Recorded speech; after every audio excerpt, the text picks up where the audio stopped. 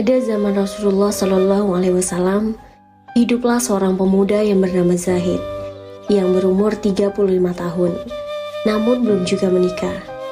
Dia tinggal di Sufah, teras masjid Madinah. Ketika sedang mengasah pedangnya, tiba-tiba Rasulullah datang dan mengucapkan salam. Zahid kaget dan menjawabnya agak gugup. "Wahai saudaraku Zahid, selama ini engkau sendiri saja." Rasulullah menyapa. "Allah bersamaku ya Rasulullah," kata Zahid sambil tertunduk tak kuasa melihat karismatik wajah beliau. "Maksudku, kenapa engkau selama ini membujang saja? Apakah engkau tidak ingin menikah?" tanya Rasulullah. Zahid menjawab, "Ya Rasulullah, aku ini seorang yang tidak mempunyai pekerjaan dan wajahku tak tampan. Siapa yang mau dengan diriku ya Rasulullah?" "Asal engkau mau, itu urusan yang mudah," kata Rasulullah sambil tersenyum. Kemudian Rasulullah memerintahkan sahabatnya untuk membuat surat yang isinya adalah melamar wanita yang bernama Zulfa binti Sa'id, anak seorang bangsawan Madinah yang terkenal kaya raya dan terkenal sangat cantik jelita. Setelah surat itu selesai ditulis, maka Rasulullah memberikan surat tersebut kepada Zahid dan memerintahkan agar segera mendatangi rumah Sa'id dan menyerahkan surat lamaran tersebut kepadanya. Disebabkan di rumah Sa'id sedang ada tamu, maka Zahid setelah memberikan salam, kemudian memberikan surat tersebut dan diterima di depan rumah Sa'id.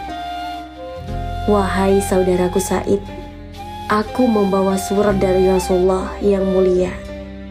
Diberikan untukmu saudaraku."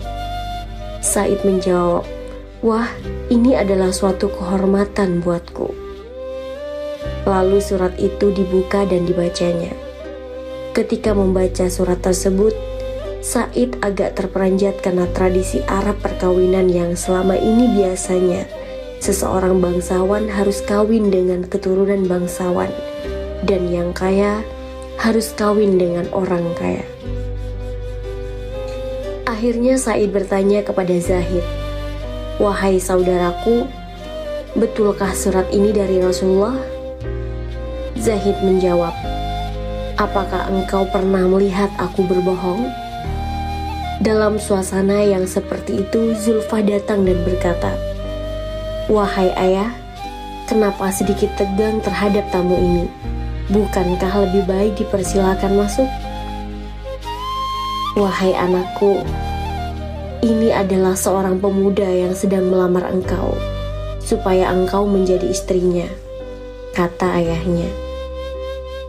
Di saat Zulfa melihat Zahid, sambil menangis ia berkata, "Wahai ayah, banyak pemuda yang tampan dan kaya raya. Semuanya menginginkan aku tak mau dengan dia ayah." Zulfa merasa dirinya terhina. Maka Sa'id berkata kepada Zahid, "Wahai saudaraku, engkau tahu sendiri anakku tidak mau. Bukan aku menghalanginya, dan sampaikan kepada Rasulullah bahwa lamaranmu ditolak." Mendengar nama Rasul disebut ayahnya, Zulfa berhenti menangis dan bertanya kepada ayahnya, "Wahai ayah, mengapa membawa nama Rasulullah?"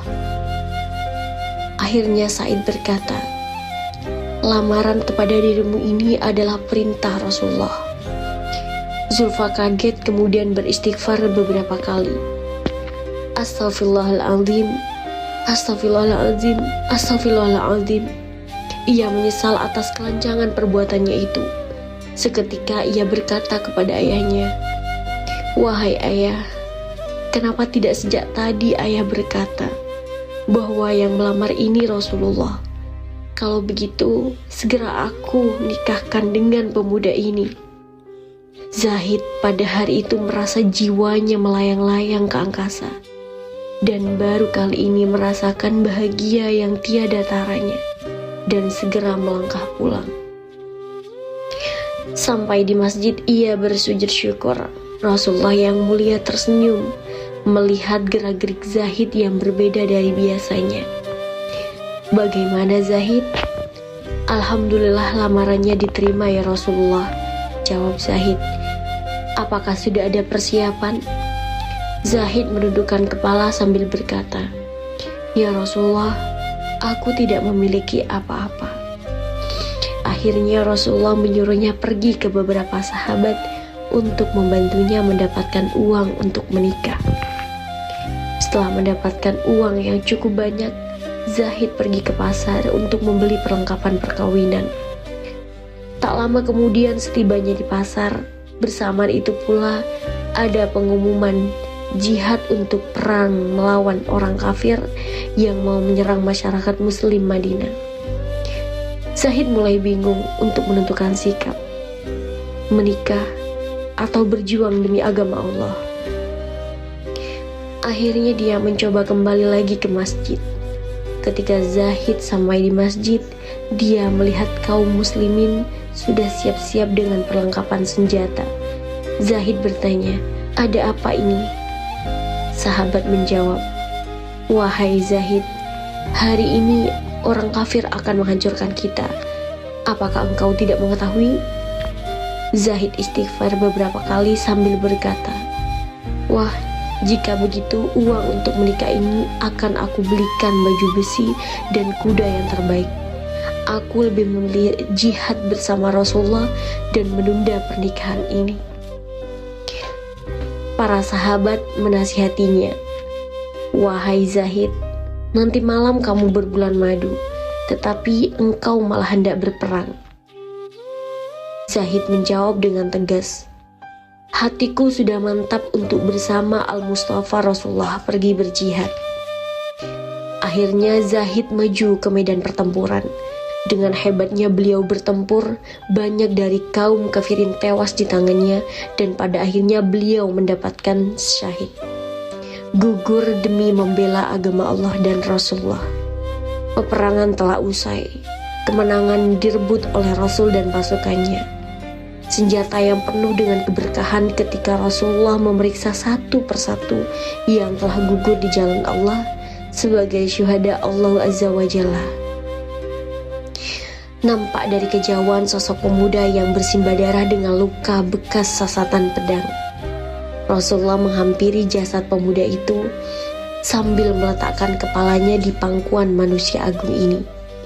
Habibullah memeluknya sambil menangis terseduh-seduh. Bukankah engkau ya Zahid yang hendak menikah malam ini, tapi engkau memilih keridhaan Allah berjihad bersamaku? Tak lama kemudian Rasulullah tersenyum sembari memalingkan muka ke sebelah kiri karena malu. Disebabkan karena ternyata sesosok bidadari cantik dari surga menjemput ruh mulia pemuda ini. Dan tak sengaja gaunnya tersingkap hingga betisnya yang indah terlihat. Ini yang membuat Rasulullah malu. Rasulullah berkata, hari ini Zahid berbulan madu dengan bidadari yang lebih cantik daripada Zulfa.